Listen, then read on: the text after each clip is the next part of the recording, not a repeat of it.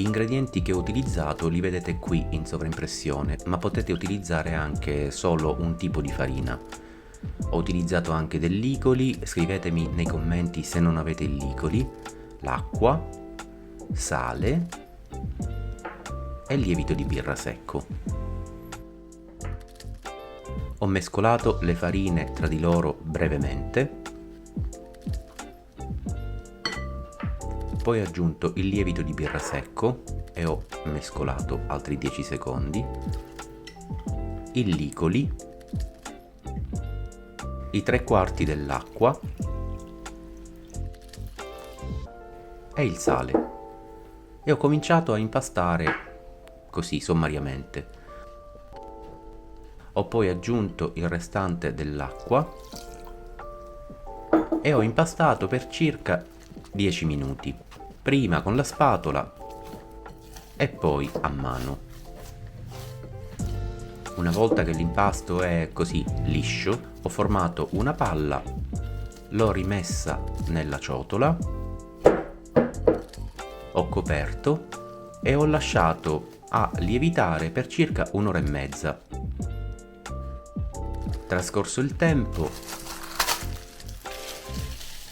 ho messo l'impasto sul piano di lavoro leggermente infarinato.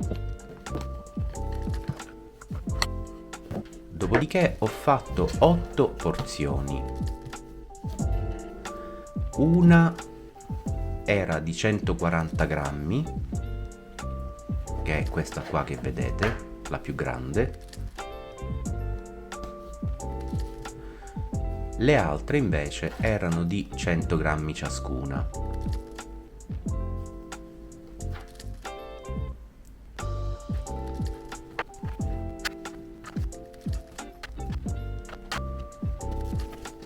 Vedete, quella da 140 e poi quelle da 100 grammi. In totale sono 8. Adesso ho dato forza alle singole pallotte, semplicemente roteandole sul piano di lavoro, così, senza nessuna particolare tecnica. E le ho messe su un poco di farina. Ho fatto la stessa identica operazione per tutte le 8 porzioni.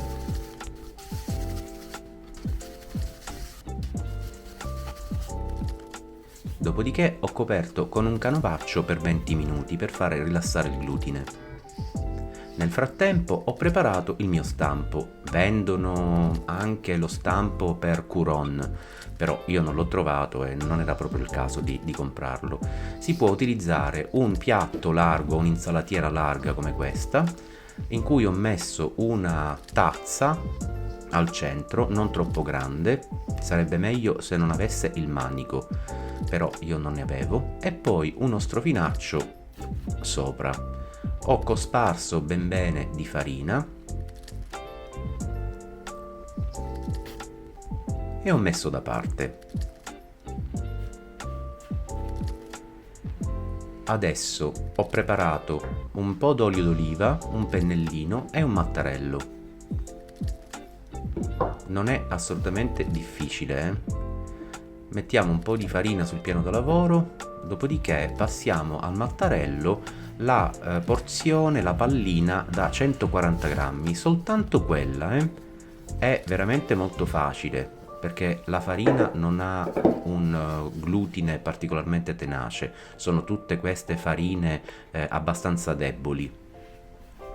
Una volta che ho spianato per bene alla grandezza della mia mano, ho sistemato questo strato esattamente come vedete nel video.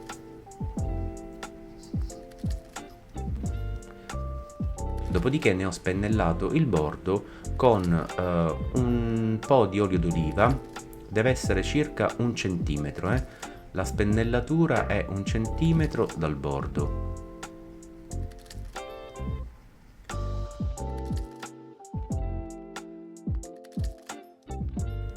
e quindi ho collocato le palline da 100 grammi tutte intorno con una distanza di circa 1 centimetro l'uno dall'altra. Ecco, vedete, dove c'è il manico della tazza non è stato molto facile, quindi se avete una tazza senza manico è meglio.